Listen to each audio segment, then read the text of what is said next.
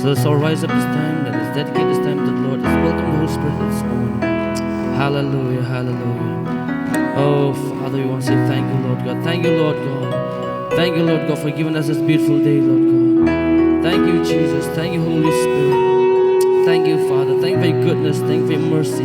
Thank you for your love. Thank you for your kindness. Thank you for your faithfulness, Lord God. Thank you, Lord God, for the blood. Thank you for the cross. Thank you for your salvation, for the eternal life you've given unto us, Lord God. Thank you, Lord God. Thank you, Jesus. We bless your name, Lord God. Holy Spirit of God, we welcome you. We welcome you in our midst, Lord. Have your way in this place, my Spirit. Have your way in this place, Lord God. You move among us, oh God. You move in this place, oh God. Move freely in this place, oh God, this morning, Lord. As we worship your name, Jesus. As we worship your name, Father. Come and move in this place, oh God, by your Spirit. Oh, let your glory fill this place, Lord God, as we praise and as we worship your name, Lord God. We dedicate this time into your mighty hands, Lord God. Take complete control of this time, Lord God. Oh, Father, Father, Lord. We want to say thank you once again, Lord God, because you said in your word, Lord God, that you inhabit the praises of your people, Lord Jesus. Oh, hallelujah, hallelujah. When two or three are gathered in your name, you said that you'll be there. We believe that you're here in this place, Lord God. We acknowledge your presence in this place, Lord God. Oh, we acknowledge you, Lord God. We acknowledge your presence in this place, Lord God. We sense your mighty presence. Lord God, you move in this place, oh God, this morning. Oh, hallelujah. We open our hearts, Lord God, to you. We open our minds. We open our thoughts to you, Lord God. Have your way in us, oh God. We surrender everything to you, Lord God. We surrender our will to you, Lord God. We surrender our life to you, Lord God, this morning. Have your way in our lives, Lord God. Have your way in our lives, oh God. We give you praise. We give you glory. We give you all the honor, Lord God. Amen. For you alone, your word is to be praised, Lord God. Amen. Hallelujah. Hallelujah. Every praise belongs to our God. Amen. Here you go. Shall we all clap our hands together to praise the name of Jesus? Amen. 2 Corinthians chapter 1 verse 3 says, all praise belongs to our God and Father of our Lord Jesus Christ. Amen. For He is the Father of tender mercies. Hallelujah.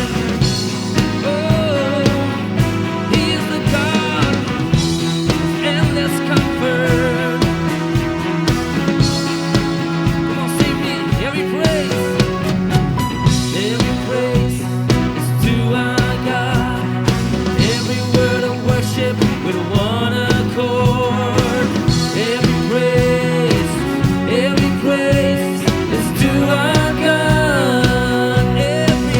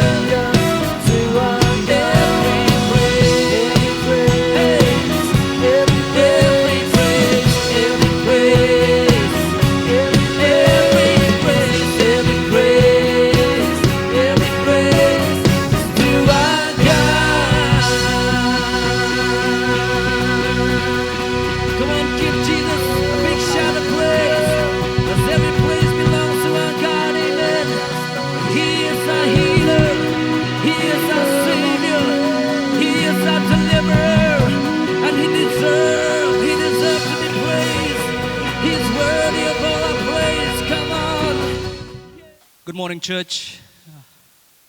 Good morning. It's a joy and a pleasure to be able to share the Word of God. It's an honor to be able to stand as an ambassador and as a spokesman of the Lord Most High and to speak His Word.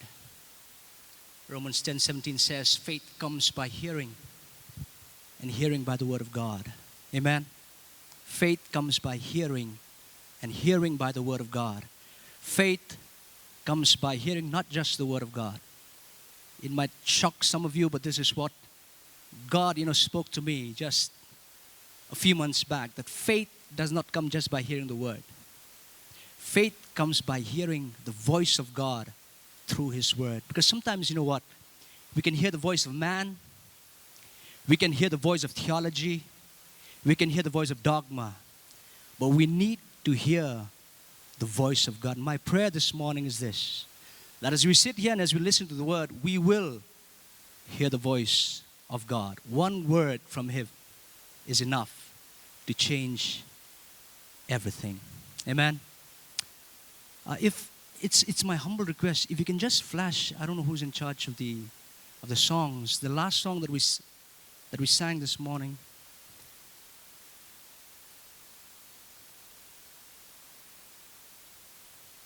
I did not prepare for this, but it's so strong in my spirit. The words of the song says, my beloved is the most beautiful among thousands and thousands. I sang the song and we sang the song, right? But as we were singing, as we were singing, as I was closing my eyes, lifting my hands to the Lord, my life just flashed before my eyes. My life and each and every one that I love most in my life. My wife, my sons, my family, my mom, my brothers, my sisters, my nieces, my nephew, everyone that I hold dear to my life, they just flashed before my eyes. And I felt the Lord say, am I really worth more than thousands? And if I were to ask you, to just sacrifice these people that are flashing before your eyes, are you willing to do it? And I felt, for a moment, I felt like Peter, when he was on that seaside, when Jesus appeared to him. And then he asked him, Peter, do you love me? And Peter, he said, yes, Lord, I love you. Jesus asked the second time, do you love me? He said, yes, I love you, Lord. The third time Jesus asked, do you love me? You know what Peter said? He couldn't utter a word. What he said was this, Lord, you know everything. And at that moment, I just said, Lord, I don't know. If I'm able to sacrifice all these people that I hold so dear to my life, I don't know. I'm not sure. But one thing I'm sure is this. I want to honor you, Lord. Amen. Hallelujah. I think if I were to end this message here, it would be enough. The question is He really worth more than 1,000 to each and every one of us present here in this room? Think about it. But that's not my message. Margaret Mitchell was an American novelist and journalist who once said this. These are her words. Life is under no obligation. Life is under no obligation to give us what we expect. And this morning I say, God is under no obligation to give us what we expect, to give us what we want, to give us what we desire, to give us what we pray for. God is under no obligation. Whatever He gives us, whatever we receive from Him, know this, it's not because we deserve, but it is because He is gracious. Amen? It's because of His grace. Everything that we have, everything, just everything, you can name everything, let me tell you. Everything is because of His love. Everything is because of His kindness. Everything is because of His goodness. Everything is because of His tender mercies. Everything, I reiterate, is because of His grace. We have nothing to boast in. Absolutely nothing. And when we understand this truth, you know what? We will be able to sing that very famous song. In fact, this song was written by a country singer, songwriter, Chris Christopherson. He wrote this song. He says, I believe we've all heard this song. Why me, Lord? Why me, Lord? What have I ever done to deserve even one of the pleasures I've known? Tell me, Lord, what did I ever do that was worth loving you or the kindness you've shown? When you understand that everything comes from Him, you know what? You will be able to say, why me, Lord, when you are dealt sweet, luscious oranges in your life. But the problem is this, that we always say, why me, Lord? You know, when we are dealt lemons, when we are faced with, unwanted, undesirable situations, not so good situations, we cry out, why me, Lord? Why me, Lord? But when you understand that it's not because of what you've done, you will be able to say, why me, Lord, for all the good things and for all the blessings that He blesses us with. Amen? You got it? Sometimes it's difficult, because we have to act out of the box. But this is the truth.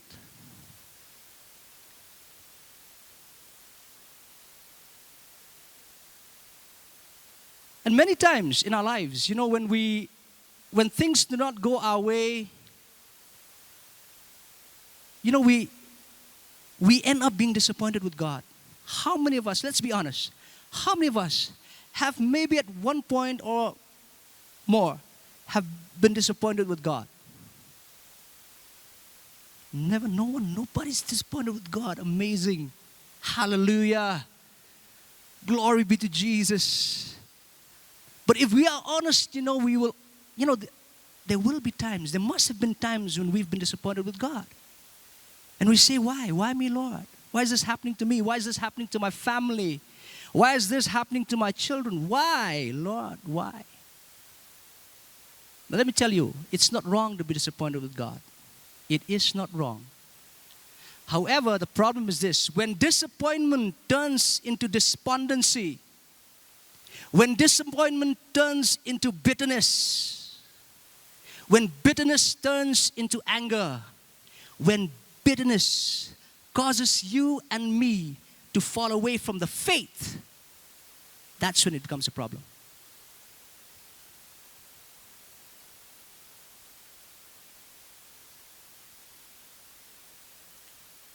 And when we cannot overcome these disappointments, what happens is this. We end up asking God questions. Why this? Why that?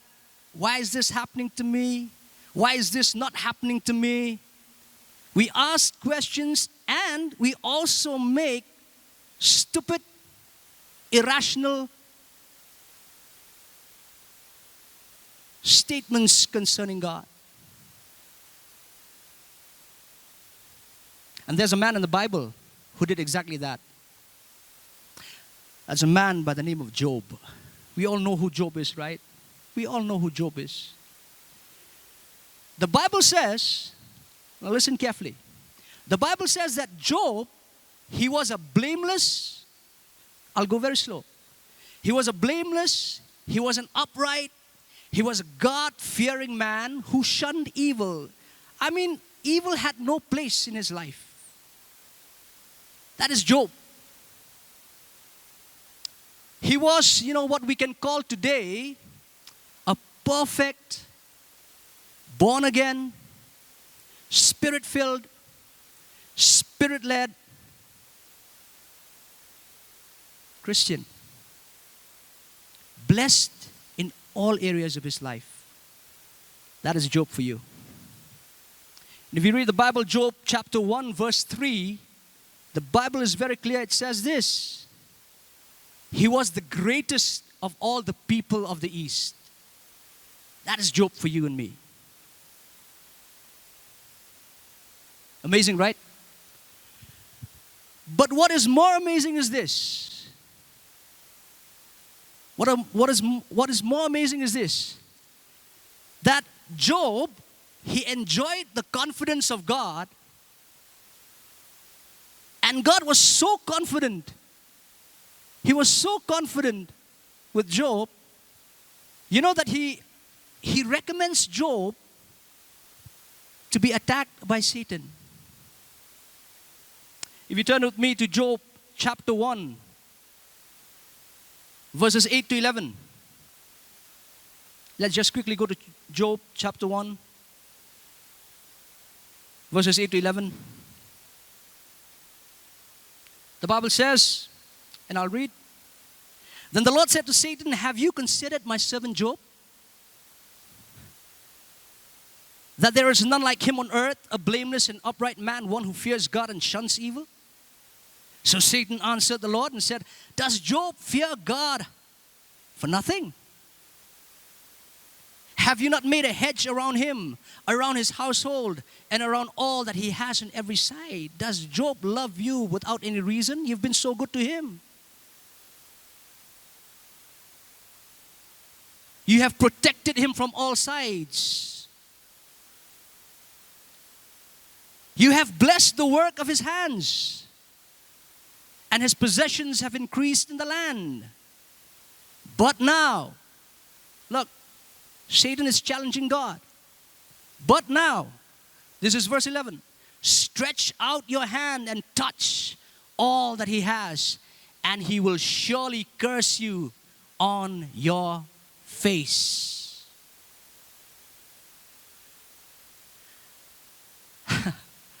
Are we willing to stand before God and say, God, make me like Job? Or are we looking at just the good picture? Lord, I want you to bless me like you blessed Job. Lord, I want you to prosper me like you prospered Job.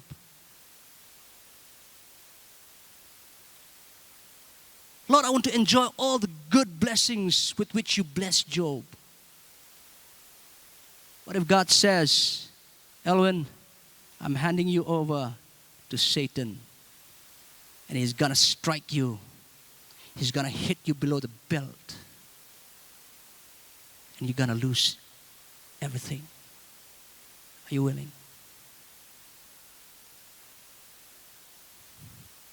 Satan was very happy. Wow, what an opportunity. Verse 12. And the Lord said to Satan, behold, all that he has is in your power. Only do not lay a hand on his person. So Satan went out from the presence of the Lord. God gives him the permission. Let me tell you something. Nothing that happens in our lives, nothing happens without the knowledge of the Lord God. And nothing happens without his permission. Be confident of this. Absolutely nothing. I'm confident that nothing happens without his knowledge, without his permission. So he gives him the permission, and Satan is very happy, and Satan, he doesn't need a second invitation. You know? That's why they say, don't give. There's a saying, in fact, in the Bible, don't give him a foothold. Don't give him. Don't give the devil an inch. You give him an inch, he's going to take a mile. He's going to take, not even a mile, infinity. You know, he's going to take, that's how much he's going to take from you and me. So let's not. But anyway, Satan, you know, he gets his permission and he goes out. He goes to Job. And we will not read. I'll just summarize for you. What happens is this. Satan strikes Job. And Job loses his wealth. If you read chapter 2, all right, the entire chapter, you'll find there that Job loses his wealth. He loses everything. Bank balance, nil. Stocks and shares have all come crashing down. He loses his wealth. Still okay. He loses his children. Now that's not okay. For me, being a father, I know that is not okay. That is not okay. Now that I'm a father, I know better what the Father's heart is, what God's heart is like. But he loses his children. He loses his health.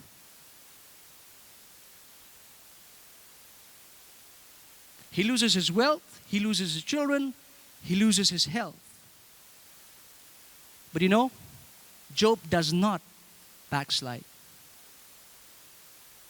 His wife, she tells him, why don't you curse God and die? His wife, his life partner, she gives him this advice, curse God, die. It's too much. But Job chooses not to do so. And so even though he does not backslide, even though he does not deny his faith, you know, when the test and when the pressure of the tests, you know, they are too intense. Let me tell you, tests can bring the strongest of men down to the knees. And let me tell you that the test is not in the palace. The test is in the prison. The test is not on the mountaintop. The test is in the valley of the shadow of death, and the test is in the belly of the whale, in the depths of the ocean. That's where the test is. The test is in the lion's den. The test is in the fiery furnace. Let me say something quite radical. The test is also not in the glory of the resurrection of the Lord. The test is in the trials, the shame, the reproach of his cross and his suffering. That's where the test is.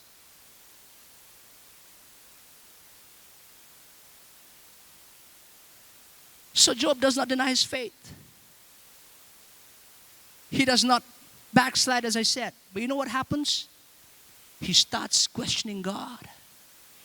He starts questioning God, and he starts making irrational statements concerning God.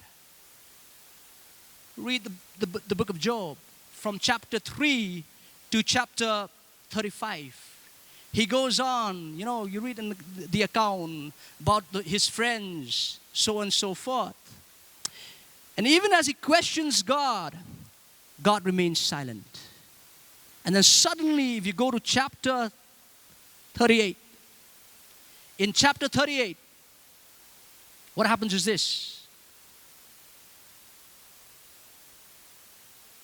In chapter 38, verse 1, the word says, then the Lord answered Job out of the whirlwind and said, who is this who darkens counsel by words without knowledge? Now prepare yourself like a man. I will question you, and you shall answer me. And why did I deliberately raise my voice is because of this. God spoke to him. God answered Job in a whirlwind. Listen, God can sometimes answer us in a strong wind. God can answer us in an earthquake. God can answer us in the fire. That's what he did with Elijah when Elijah hid from Jezebel. That's exactly what he did. But sometimes, and I would say more often than not, God will answer us in a still, soft voice. But in this case, he answers Job, in a wind. And he says, enough of your questions. Now let me question you, and you will answer me. Hallelujah. And now I come to my message. That was just the introduction. My message is, when God questions. For 8 years, I was a teacher. And what we love most as teachers, you know, is what? Question our students. Hey, you, stand up. Answer me. Hey, you, stand up. Answer me. Who is he? Who is he? Who is he? Who is she? Who is she? Who is she? What is that? What is this? What are those? We love asking questions. I used to tell my colleagues, let us learn to take questions. Let us learn to take questions. It applies in every area of our lives. Parents, don't just question your kids. Learn to take questions. Sometimes, you know, they feel they have the license. During those days, my students, they come to me with strange questions. I say, look, I don't have all the answers. I've given you the permission to ask me questions. I don't have all the answers, but listen, this is what I assure you. I'll go back, try to find the answers, and come back to you. So I have to work hard. I had to work hard then. It applies. At home, in your workplace, with your juniors, don't just ask them questions. Why didn't you do this? Why didn't you do that? Why is it done this way? Why is it done that way? Learn to take questions. In the church, if God is calling you to lead, learn to take questions. It's very important. So this is what God says. So my title is When God Questions. And the first question that I want us to quickly look at is the question that God asked Adam in the Garden of Eden. If you go to Genesis,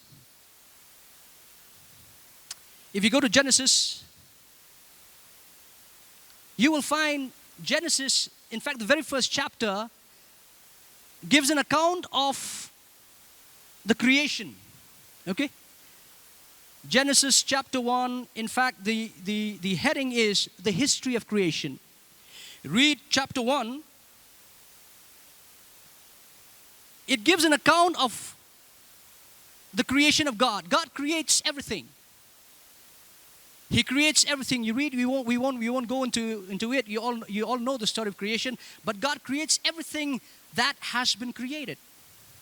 And after creating everything, you know, in the heavens above, here on earth, and in the seas, the Bible says God looked at everything. He said, wow, it is good. He says, everything that I've made, everything that I've created is good. And then finally, you know what he does? He creates man.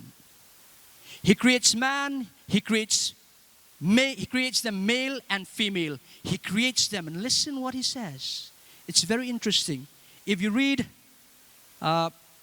it's chapter 1, verse 31. After he creates man, this is what God says. Then God saw everything that he had made, and indeed it was very good. Everything was very good. Everything was complete. Until God made man, everything was just good. It can be better. But the moment he made man, God said, it's very good. I'm satisfied. I'm happy. He makes man, and what he does is this. He places man in the Garden of Eden. He places man in the Garden of Eden, and then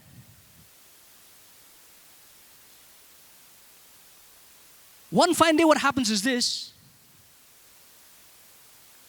Man, Adam, through his wife. I love my wife.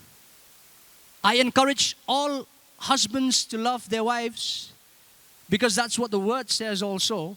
Husbands, love your wives. Wives, honor your husbands. But sometimes I think we need to be prudent as husbands. But anyway, Adam, he listens to his wife, Eve. She listens to Satan. She takes a bite of the fruit from the forbidden tree, and then she gives it to Adam. And they eat. They chomp. It was delicious. I think so. I don't know. But I think. So they eat, and then what happens is this. Immediately after they've had, the apple, the Bible says in chapter 3, and in verse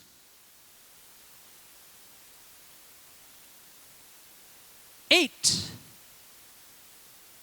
and they heard the sound of the Lord God walking in the garden in the cool of the day, and Adam and his wife hid themselves from the presence of the Lord among the trees of the garden. So they hid themselves from the presence of God. And God comes walking and he says, Adam, where are you? Adam, where are you? God was not playing hide and seek with Adam. No. God, listen, it's not that God did not know where Adam was. If God did not know where Adam was, He is not God. God is omniscient. He knows everything. God knew exactly where Adam was. The purpose in asking this question to Adam was not for himself, for God to know where Adam was, but it was for Adam to know where Adam was. We cannot go in detail, but you see, when God put Adam in the garden, listen, He positioned Adam with a purpose. And when God positions, He positions with a purpose. When He positions with a purpose, He vests in us power and authority.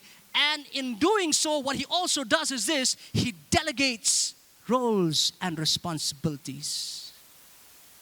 And so when God placed Adam in the Garden of Eden, if you read the word, I said we don't have much time, but He says, look after the garden, tend the garden, subdue everything that I've created, dominate everything. So that is the role of Adam. But when Adam sinned, he fell down from the position that God intended him to be in.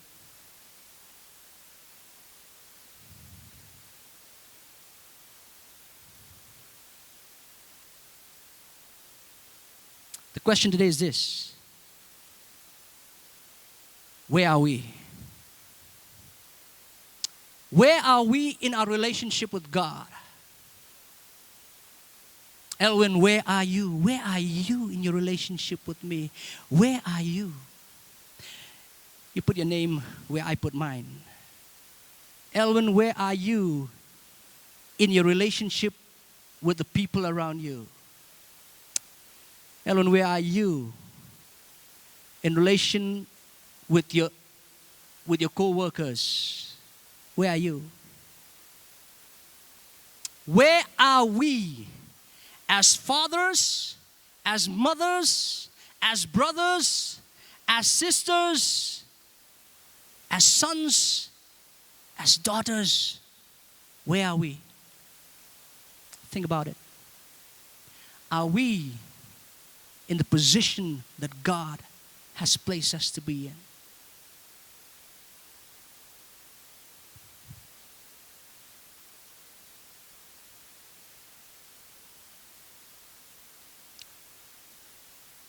The Bible tells us of two brothers, Esau and Jacob. Esau was the elder brother. Jacob was the younger one. He was supposed to get all the blessings of the firstborn. But Esau shifted from his position. One fine day, he told his younger brother Jacob, Jacob, give me your soup. The soup that you have made, give me. I will give you my birthright. he shifts from his position, and Jacob gets all the blessings that are due to Esau. Where are we?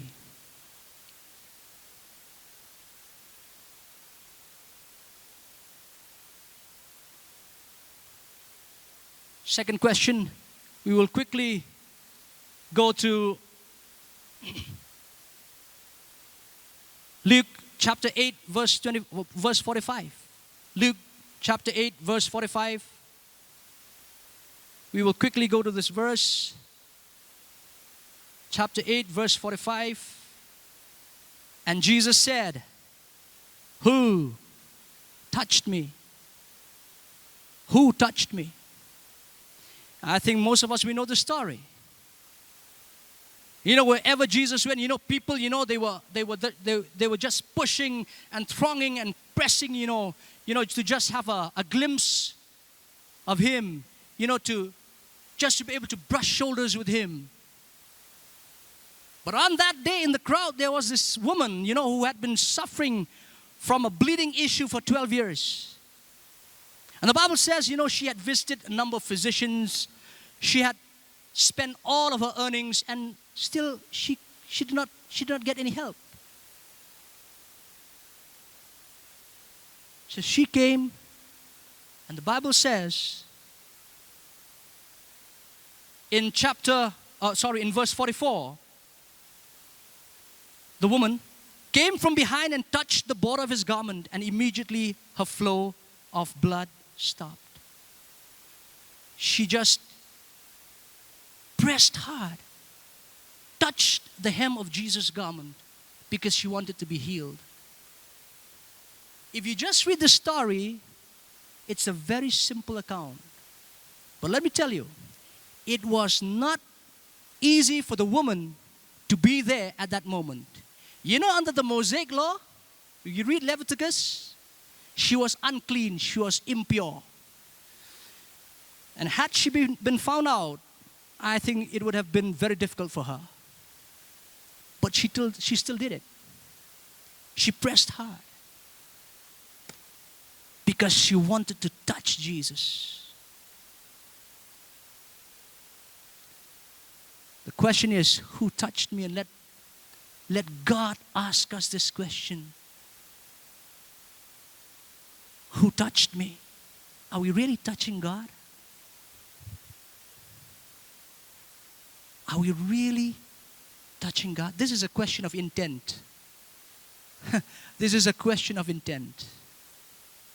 Not like a casual, you know, Jesus. Bro. You know, we're so casual with Jesus, bro.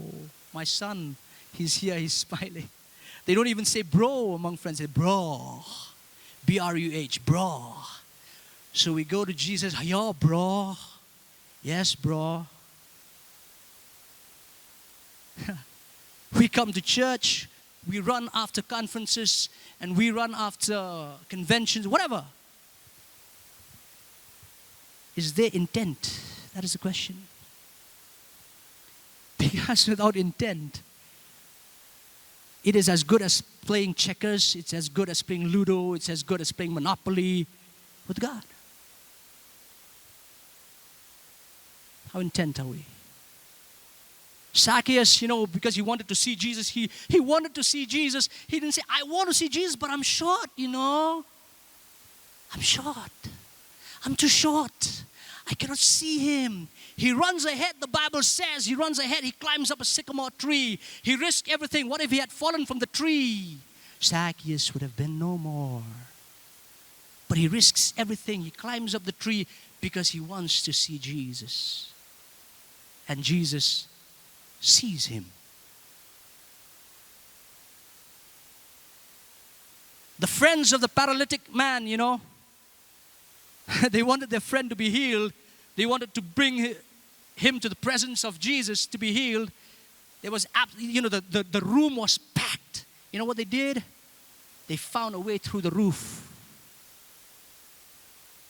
That's intent. That's intent. That's intent. There was once, you know, a boy who really loved his girlfriend. And he would say from time to time, I love you. With all that I am, with all that I have, I love you. And one fine day he gave her a call. He said, babe, I love you. I love you, and I'll do anything for you. I'll climb the highest mountain, I'll swim the deepest seas, I will do it for you. But today I'll not be able to come and meet you because of the rain. That's not intent. I'm sorry. Don't give excuses. That's not intent. Who touched me? And the third question, and this is a question that's very close to my heart. Very close to my heart.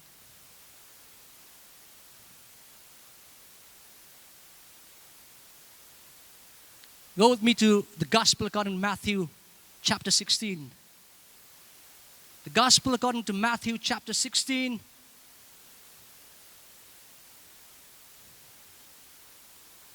Verse 13 to 20. Now I'll read this. We still have time. I'll read. When Jesus came into the region of Caesarea Philippi, he asked his disciples, saying, who do men say that I, the Son of Man, am? So they said, some say John the Baptist, some Elijah, and others Jeremiah, or one of the prophets. He said to them, but who do you say that I am? And I believe he's asking us this question. He's asking you to my left, you to my right, you sitting right in front of me. God is asking this question. Who do you say I am? And you know what? This is a question that is revelationary in nature. We cannot continue this fight, this good fight of faith. We cannot continue on this journey. We cannot continue on this race without a fresh revelation of who God is every day of our lives. We cannot. No. And you know, the disciples, when Jesus asked this question, none could answer. None. His disciples. None could answer except Peter. And this is what Peter says. Peter says in verse 16, Simon Peter answered and said, you are the Christ, the Son of the living God. You are the Christ, the Son of the living God. And look at what Jesus says. Jesus says, blessed are you, Simon Bar-Jonah, for flesh and blood has not revealed this to you, but my Father who is in heaven. That's revelation. We need a fresh revelation of who God is every day of our lives. I was one day meditating on worship, and I've shared this with a small group. I was meditating and I felt God ask me, what do you think worship is? And I said, God, worship is singing songs, you know, faster songs, songs of praise, slower songs, songs of worship. It's about lifting my hands up to you. It's about, you know, going down on my knees. It's about lying prostrate. Worship is about giving. Worship is about, you know, sharing the word. This is what worship is. This is what I've learned over the years. And God said, no, that's not worship. Think about it now. Some of you, you know, some nerve somewhere must be standing up, you know, the nerve of faith. Think about it. Those are not worship. Those are acts of worship. They are acts of worship. When we lift our hands up, it's an act of worship. When we bow down on our knees, it's an act of worship. When we sing, when we dance, it's an act of worship. So what is worship? And this is what God said to me. I'll go very slow. Catch it if you can. Worship is a journey to a bigger, better, bolder revelation of who God is. Got it? Got it? I'll repeat. Worship is a journey to a bigger, to a better, to a bolder revelation of who God is. That is worship. And God took me to the story of Abraham. When God called Abraham to sacrifice his son Isaac. If you read in Genesis, God gives Abraham Isaac at a very old age. He gives Abraham and Sarah. And then when Isaac is about 13, 14, 15 years, all right, the prime of his youth, God says, Abraham, I know that you love your son, you love him very much, but listen, give him back to me. And that's why at the beginning, I said, when these loved ones, they flashed before my eyes, I could not say to God, God, I'm willing to give them. I'm willing to sacrifice. Better said than done. Better said than done. But God called Abraham, and Abraham, he obeyed. And if you read the Bible says that he took Isaac along with his servants, and they went on this journey because God says you will have to sacrifice Isaac, and I will show you the place. So he goes with Isaac, Abraham, as well as with his servants. So they go. Chapter 22, verse 3.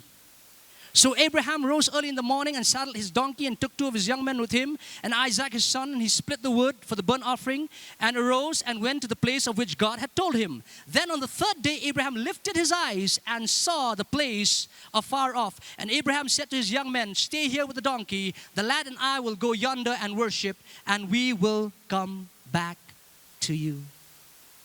Abraham, after 3 days' journey, he sees this place and he says to his men, to his servants, stay here. I and my son, we will go yonder. We will go on this journey. We will worship God, and then we will come back. Worship is a journey, as I said, but it is a journey primarily of faith. It is a journey of faith. It is a journey in faith. It is a journey by faith. That's what worship is. So Abraham, he goes with Isaac. Abraham at this time, you should understand that he's quite old. Okay, feeble. And here we have Isaac, the opposite of Abraham, in the prime of his youth, still very strong. So Isaac says, Daddy, where is the sacrifice? I see the wood, I see the fire, but where's the sacrifice? Abraham says, son, the Lord will provide. And then they go. They climb up the mountain, which is Moriah. Abraham builds the altar. He places Isaac on the altar. He binds Isaac. And you know what? What is amazing is this. Isaac does not fight back. I think if Isaac had fought back and just nudged Abraham, Abraham would have come falling down. Yeah? Like Jack and Jill, went up the hill, the nursery rhyme that all of us know. Jack and Jill went up the hill to fetch a pail of water. Jack fell down, broke his crown. Jill came tumbling after, and Abraham would have come tumbling down Mount Moriah. But Isaac did not fight back. And as I was preparing this, I said, God was very clear. He said, just speak these words. I'm speaking to sons and daughters of men and women of God who are in the ministry. Support your parents. Don't be a stumbling block. Don't be a hindrance. Just support. Be like Aaron and Hur. As the Israelites were battling the Amalekites, and Joshua was in the battlefield, was in the valley, as Moses was lifting up his hands. Every time, Moses had his hands lifted up, the Israelites were winning. And the moment, Moses put his hands down, they started losing. It's amazing. It's spiritual. As long as Moses was lifting up his hands, the Israelites were winning. Left, right, center, they were winning. The moment, because of his age, because of tiredness, he would put his hands down and the Israelites would start get bashed up. Left, right, center, boom, bam. And then Aaron and Hur, they took Moses by his right hand and his left hand, and they supported him in lifting up his hands. And he lifted his hands until the Israelites won. So, Isaac does not fight back. Abraham lays Isaac on the altar. He takes out the dagger. He takes out the dagger and he doesn't go 1, 2, 1, 2. And this is a problem that I find with all due respect. With most preachers, when they give altar calls, you know what? All right, I call you, come to the Lord. This is the last time that I'm calling you, and the last time never comes. It's just like Asterix, who's always afraid of the sky falling on his head tomorrow, but then tomorrow never comes. Abraham, God says, strike him. He's about to strike. And there's a man of God who said this, and I said, wow. He said, if God was not quick, Abraham would have been quicker. Took out his dagger. God is looking for people, who are in a haste. They're in a haste. You cannot walk with God with your arms swinging left and right, fanning yourself. No. It doesn't work.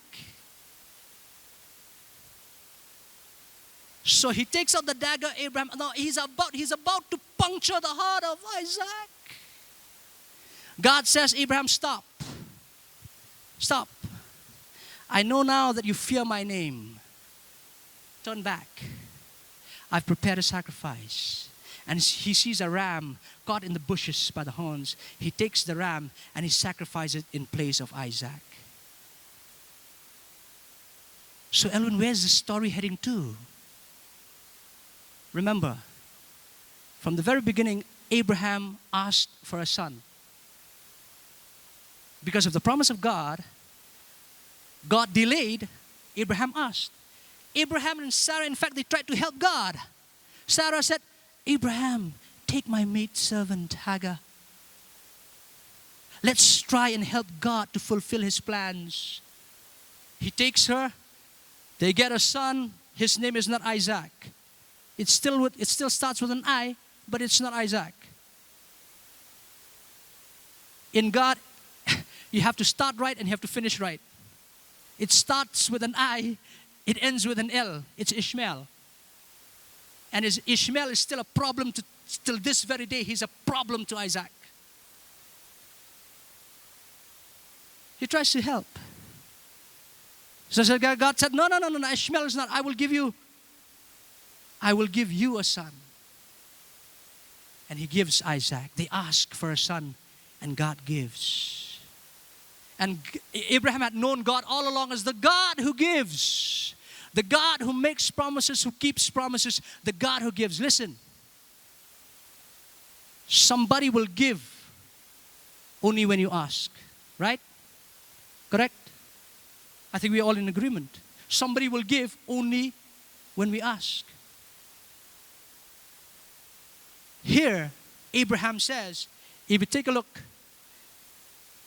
we're coming to the end.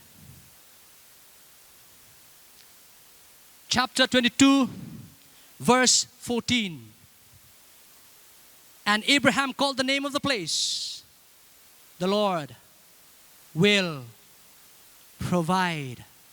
That is a bigger, better, bolder revelation of who God is. God is not just a giver. God is a provider.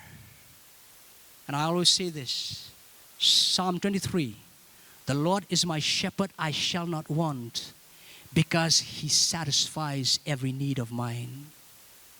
And every want of mine, if it's in line with the will of God, and when it takes the shape and form of a need, I am confident of this.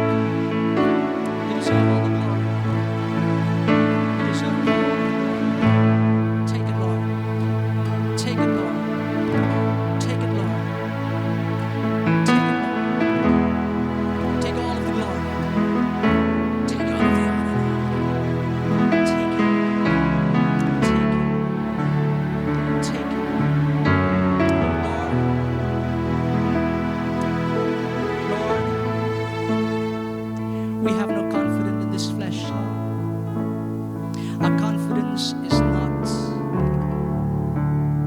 in our flesh. Our confidence is not in what we can do.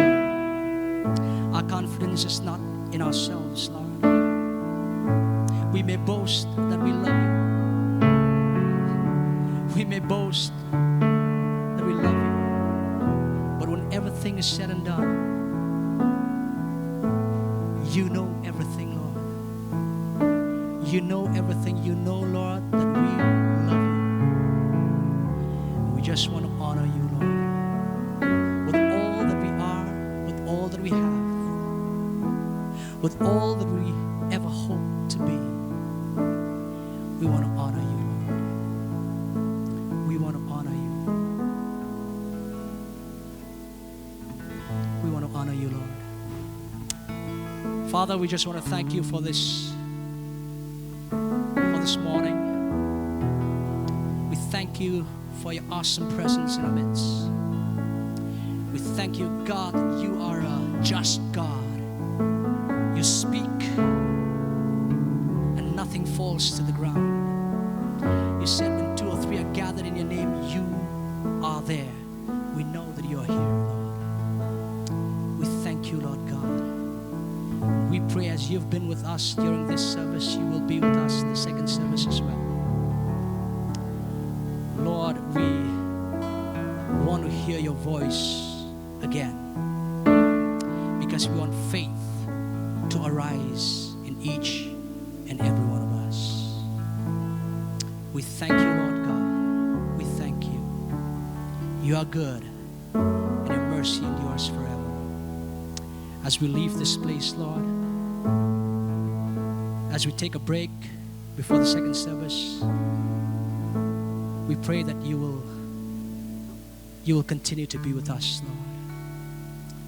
Father, your love will envelop us, oh God. Your love will keep us. Jesus, your grace will walk before us, will stand behind us, will be to our right and to our left. The Holy Spirit, you will fellowship with us. Because without you, life has no meaning whatsoever. To you be all the glory and honor. In Jesus' name, amen. Hallelujah. Hallelujah. Let's just give a hand clap to the Lord. Just with a heart full of thanks. Thank you, Lord. Thank you, Lord. We will meet again, I think, in half an hour's time at 12. Thank you so much. The Lord bless you.